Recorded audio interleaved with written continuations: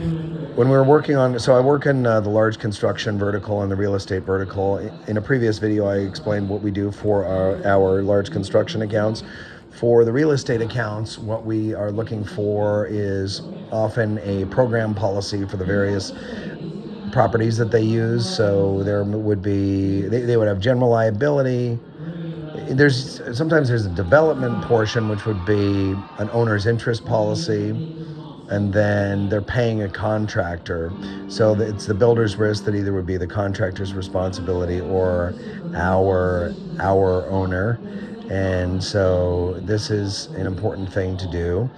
And it is general liability. So what we're going to need for these real estate accounts is general liability and property, umbrella, and there could be an auto exposure there. Could be an employment practices liability for covering hiring, firing, termination, harassment, discrimination, things like that in the employment process. Wage and hour, Fair Labor Standards Act, FLSA, immigration sublimit, things like that. And so we have the employment practices liability for that.